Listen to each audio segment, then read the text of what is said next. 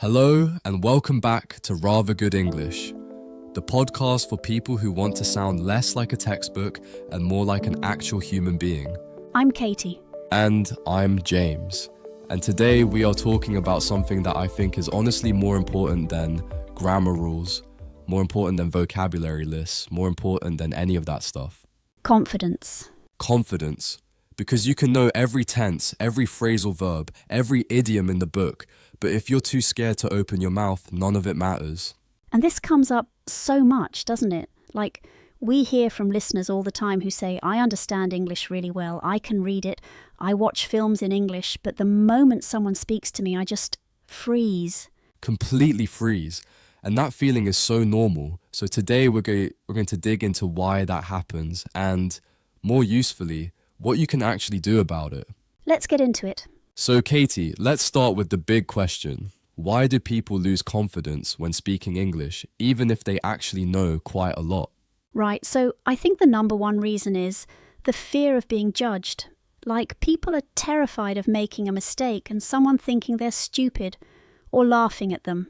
Which is such a shame, because in reality, and I genuinely mean this, when someone is speaking to me in English and it's not their first language, my first thought is never, oh, they made a grammatical error. My first thought is, wow, they can do this in a second language. That's impressive. Exactly. Native English speakers are not sitting there marking you out of 10. Most of the time, they're just focused on what you're actually saying. And also, and this is something I think about a lot, most native English speakers are monolingual. They only speak one language. So, if anything, you're already ahead of them just by trying.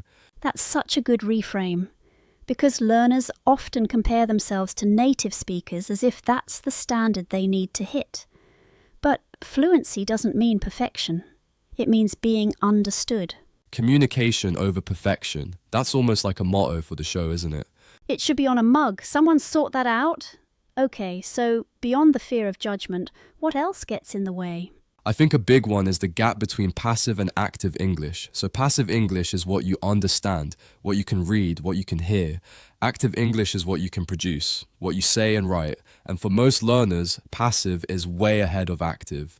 So you might watch an episode of a British drama and understand 90% of it.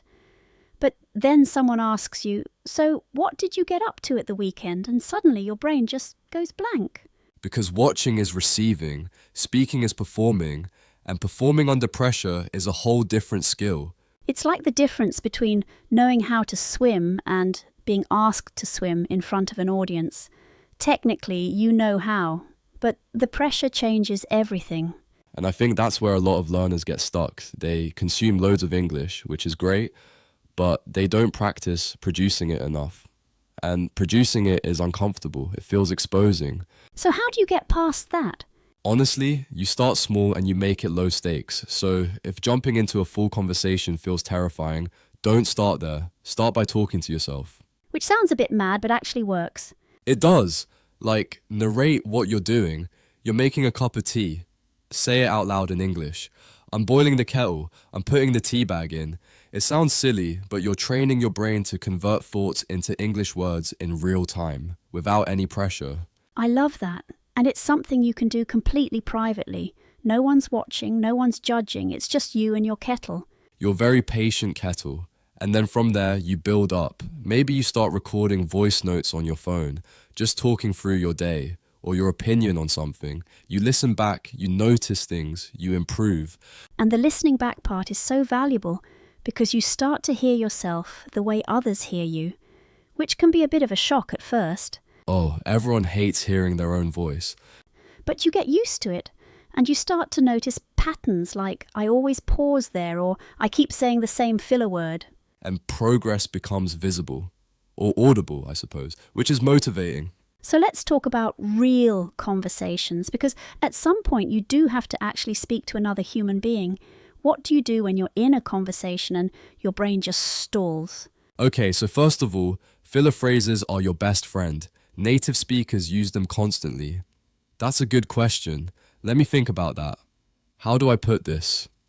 These buy you time without making you look lost. And they sound completely natural. Like I say, how do I put this all the time? And I'm a native speaker. Exactly. It's not a sign of weakness. It's what fluent speakers actually do. Your brain needs a second to find the word, and there's nothing wrong with that. What about when you genuinely don't know a word, like the word just isn't there? Describe around it. This is a skill native speakers use too, by the way. If you can't think of the word thermostat, you can say the thing on the wall that controls the temperature. You've communicated. Job done. And honestly, a lot of the time, the other person will just give you the word, and then you've learned it in context, which is the best way to learn vocabulary anyway. Right, because you'll remember it forever. Much better than a flashcard. Okay, here's something I want to bring up. Accents. Because I think a lot of English learners are really self-conscious about their accent, like they feel like they need to sound British or American to be taken seriously. Oh, this really bothers me actually. Because an accent is not a flaw. An accent is just where you're from. And some of the most captivating English speakers in the world have really strong accents. Completely. Clarity matters. Being understood matters. But sounding like you grew up in London, that's not the goal, and it shouldn't be. Your accent is part of who you are. Don't try to erase it. Focus on being clear and expressive instead. Well said. Okay, so we've talked about talking to yourself, building up slowly, filler phrases, describing around gaps. What's the bigger picture advice? Like, what's the mindset shift that makes the biggest difference? I think it's accepting that mistakes are not failures, they're data. Every time you say something wrong and someone corrects you, or you correct yourself, you've actually learned something. Permanent learning comes from making mistakes and noticing them. Whereas if you never take the risk of speaking, you never make the mistakes and you never improve. You just stay frozen. Exactly. The people who get fluent fastest are not the people who are most careful. They're the people who are most willing to be wrong. I think there's also something to be said for finding the right environment. Like, if every conversation you have in English feels high pressure, your boss, a job interview, you're not going to build confidence very fast. You need low-stakes practice too. Language exchange partners, conversation groups, even just commenting in English on social media or YouTube. Getting used to expressing yourself in English in situations where it really doesn't matter if you get it wrong. And then, when the high-stakes moment comes, you've got reps. You've done it enough times that it feels less like performing and more like just talking. Which is all it ever is, really. Just talking. Okay, before we wrap up, let's give people one really practical thing they can do this week. One thing right now that will start building their confidence. One thing. Okay. Find a topic you genuinely care about, something you could talk about passionately in your own language, a hobby, a film, a place you've been, anything, and then spend 5 minutes talking about it out loud in English.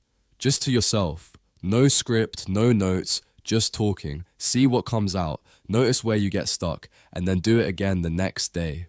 I love that because it removes the pressure of having to respond to someone else.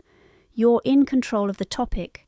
You can go at your own pace, and you're practicing the thing that actually matters, turning your thoughts into English words.